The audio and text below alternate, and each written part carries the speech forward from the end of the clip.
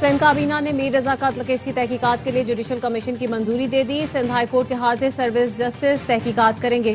ترجمان وزیر اعلیٰ سندھ کے مطابق کمیشن تحقیقات میں کسی خامی اور مزید شواہد کا جائزہ لے گا۔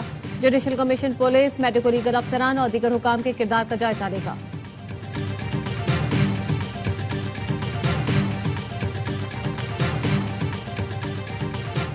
مقتول میر رضا کے اہل خانہ نے جوڈیشل کمیشن بنانے کی مخالفت کر دی۔ میر رضا کی بہن کا کہنا ہے ہم JIT کی طرف جائیں گے، پہلے بھی کہا تھا جوڈیشل کمیشن نہیں چاہتے، کل سندھ ہائی کورٹ میں JIT کے لیے درخواست دائر کریں گے۔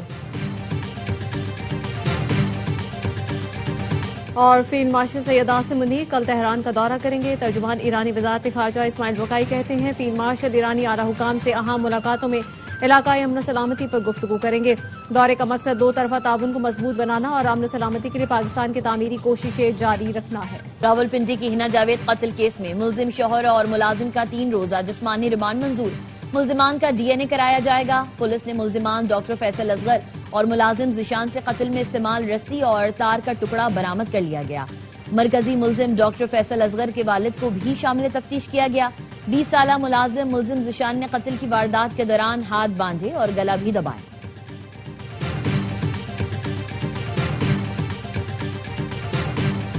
دشمن نے ایران کا تختہ الٹنے کا منصوبہ بنایا تھا۔ ایرانی صدر مسعود پزشکیان کا امام خمینی کے مزار پر تقریب سے خطاب، کہا دشمن کا خیال تھا ایران بھی وینزویلا بن جائے گا۔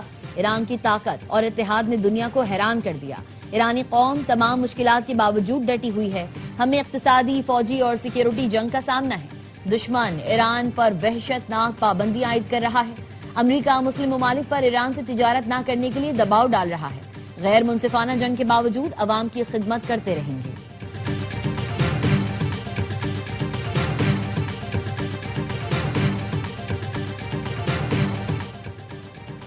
معاشی پابندیاں کوئی نئی بات نہیں، امریکی حربوں سے اچھی طرح واقف ہیں، جانتے ہیں ان کا مقابلہ کیسے کرنا ہے۔ ایرانی وزیر خارجہ عباس عراقچی نے کہا فوجی کارروائی کی دھمکیوں کے بعد دوبارہ پابندیوں کی طرف واپس آنا امریکہ کی بے بسی ہے۔ امریکہ کو ایرانی قوم سے عزت و احترام سے بات کرنا ہوگی۔ ایرانی قومی سلامتی کونسل کے سربراہ محسن رضائی نے بھی خبردار کر دیا، کہا ایران کے خلاف امریکہ کی معاشی جنگ میں مدد کرنے والے ملکوں کے مفادات کو نشانہ بنایا جائے گا۔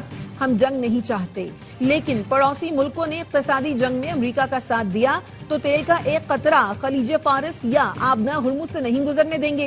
مستقبل میں جنگ گزشتہ جنگ سے بالکل مختلف ہوگی۔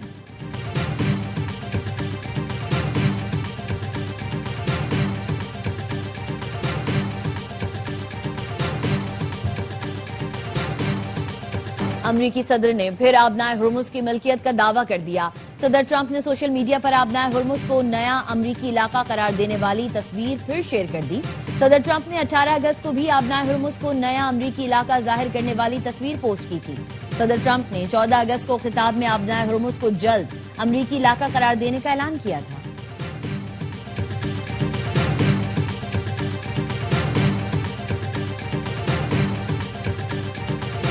نائب وزیر اعظم اسحاق ڈار کل سے 28 اگست تک برطانیہ کا سرکاری دورہ کریں گے۔ برطانوی وزیر خارجہ ایڈ ملی بین اور وزیر مملکت سٹیفن ڈاؤٹی سے ملاقاتیں کریں گے۔ ترجمان دفتر خارجہ کا کہنا ہے اسحاق ڈار برطانوی حکومت کے اعلیٰ حکام، ارکان پارلیمنٹ اور پاکستانی کمیونٹی کے نمائندوں سے بھی ملیں گے۔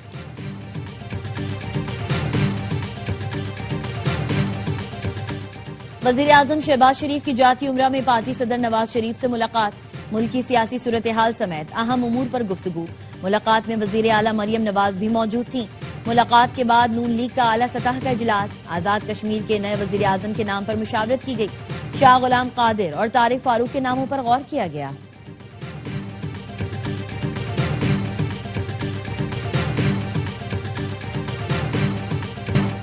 احتجاج نہ کرتے تو ڈیزل 32 روپے سستا نہ ہوتا۔ جمعرات کو ملک گیر شٹر ڈاؤن ہڑتال کا اعلان کریں گے۔ امیر جماعت اسلامی حافظ نعیم الرحمان کی پریس کانفرنس، کہا دھرنے جاری رہیں گے، ملک بھر میں احتجاجی کیمپ لگائیں گے۔ شہباز شریف اور مریم نواز کی حکومت ناکام ہو چکی، مافیاز نے پہلے چینی درآمد کر کے کھایا، اب برآمد کر کے کھائیں گے۔ جماعت اسلامی کے کراچی، لاہور، پشاور میں دھرنے جاری، اسلام آباد میں بھی دھرنوں کا شیڈول جاری کر دیا گیا۔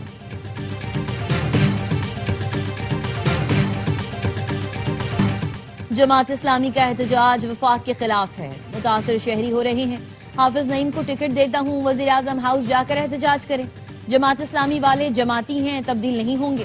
میر کراچی مرتضی وہاب نے مخالفین پر تنقید کے تیر برسا دیے، کہا ایم کیو ایم کی حکمرانی سے پہلے یہ شہر ترقی کر رہا تھا، آپ نے کراچی والوں کو گٹ کے ماوے پر لگا دیا، قلم چھوڑ کر اسلحہ پکڑا دیا، شہر سے اب خطرہ اور خوف ختم ہو گیا تو یہ لوگ بٹوارہ چاہتے ہیں۔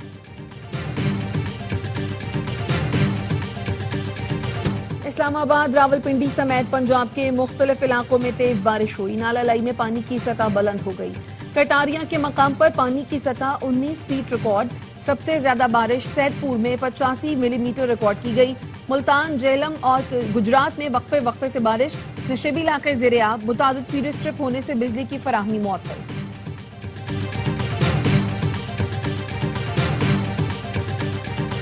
ملک بھر میں آٹے کی قیمتوں میں اضافہ، ایک ہفتے میں 20 کلو آٹے کا تھیلا 100 روپے تک مہنگا۔ ادارہ شماریات نے اعداد و شمار جاری کر دیے۔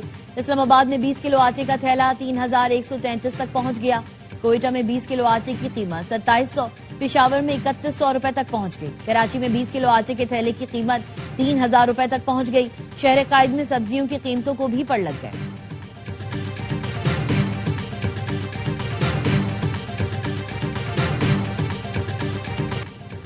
خاتون اول آصفہ بھٹو کا راولپنڈی میں ہنا جاوید کے مبینہ قتل پر دکھ کا اظہار، کہا پنجاب حکومت ہولناک جرم کی جامع تفتیش یقینی بنائے، قتل میں ملوث ملزمان کو انصاف کے کٹہرے میں لا کر قانون کے مطابق عبرتناک سزا دی جائے۔ آصفہ بھٹو نے ملک میں خواتین پر تشدد اور قتل کے بڑھتے واقعات پر بھی تشویش کا اظہار کیا۔ ٹرمپ انتظامیہ کے لیے دھچکا، ایک اور مخالف عدالتی فیصلہ، امریکی وفاقی عدالت نے 75 ممالک کے شہریوں پر عائد امیگریشن پابندی ختم کر دی۔ فیصلے میں کہا ٹرمپ انتظامیہ کی امیگریشن پر عائد پابندی قانون کے خلاف ہے۔ امیگریشن پابندی لگا کر وزیر خارجہ مارکو روبیو نے اختیارات سے تجاوز کیا۔ ٹرمپ انتظامیہ کی پابندی سے پاکستان، برازیل، کولمبیا، مصر، ہیٹی، صومالیہ، روس سمیت 75 ممالک متاثر ہوئے تھے۔ وفاقی عدالت نے صرف پابندی کی بنیاد پر درخواستیں مسترد کیے جانے کو کالعدم قرار دے دیا۔ اٹلی میں طاقتور آندھی کے سامنے طیارے بے بس کھلونوں کی طرح ادھر ادھر لڑکنے لگے۔ فولی ایئرپورٹ پر 120 کلومیٹر فی گھنٹہ کی رفتار سے چلنے والی ہواؤں نے طیاروں کو الٹ پلٹ کر رکھ دیا۔ کو پیما ڈاکٹر اسما مشتاق کی میت ہیلی کاپٹر کے ذریعے واپس لانے کی اجازت دی گئی۔ شدید برفباری اور تیز ہواؤں کے باعث ریسکیو ٹیم کو کیمپ 2 واپس آنا پڑا۔ وفاقی وزیر اطلاعات عطا تارڑ کہتے ہیں گلگت بلتستان حکومت اور FCNA مکمل رابطے میں ہیں۔ پرائیویٹ حج اسکیم کے تحت بکنگ کا آغاز، رقم براہ راست نجی آپریٹر کو دینے پر پابندی۔ پرائیویٹ حج کی بکنگ اور ادائیگی صرف پاک حج ایپ اور پورٹل سے قابل قبول ہوگی۔ ذرائع مذہبی امور کا کہنا ہے پرائیویٹ حج کے لیے پیکج کا انتخاب بھی حج پورٹل کے ذریعے ہی کیا جائے۔ غیر مجاز ایجنٹ یا افراد کو ادائیگی کرنے پر عازمین خود ذمہ دار ہوں گے۔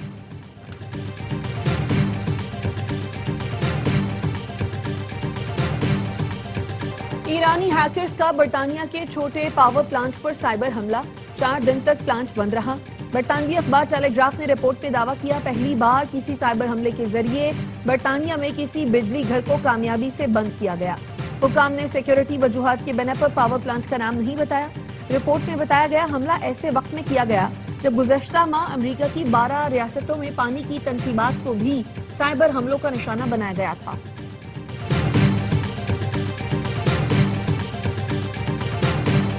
اسرائیل کے چیف ربی نے فلسطینی قوم کے وجود سے ہی انکار کر دیا۔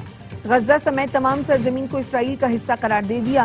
اشتعال انگیز بیان میں اسرائیلی چیف ربی ڈیوڈ یوسف نے کہا فلسطینی نام کی کوئی قوم نہ تھی اور نہ ہے۔ دعویٰ کیا غزہ کی زمین پر ان کا کوئی حق ہی نہیں ہے۔ غزہ اور مغربی کنارے کے شہر یہودیوں کے ہیں۔ اسرائیلی ربی نے دھمکی دی غزہ تباہ ہوگا اور یہاں یہودی قوم آباد ہوگی۔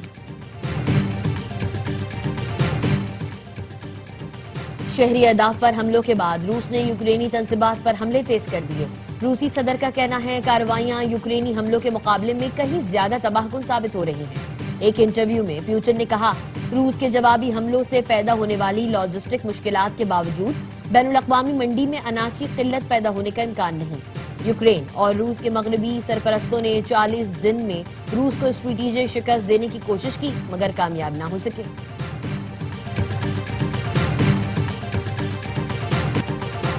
امریکہ اور کینیڈا کے درمیان پھر تجارتی جنگ چھڑ گئی۔ امریکہ کے 50% ٹیرف عائد کرنے پر کینیڈا نے بھی جوابی ٹیرف عائد کر دیا۔ کینیڈین وزیر اعظم مارک کارنی نے امریکہ سے تجارتی مذاکرات معطل کر دیے۔ کہا امریکہ ہمیں نقصان پہنچانے اور تقسیم کرنے کی کوشش کر رہا ہے۔ امریکہ نے تعلقات کو اتحادیوں کے خلاف ہتھیار کے طور پر استعمال کیا۔ 8 ستمبر سے امریکی مصنوعات پر ٹیرف عائد ہوں گے۔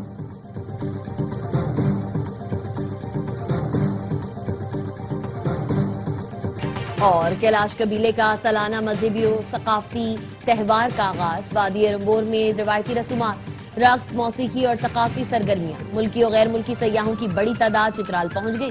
موسم گرما کے فصلوں کی کٹائی مکمل ہونے کی خوشی اور شکرانے کے طور پر یہ تہوار صدیوں سے منایا جاتا ہے۔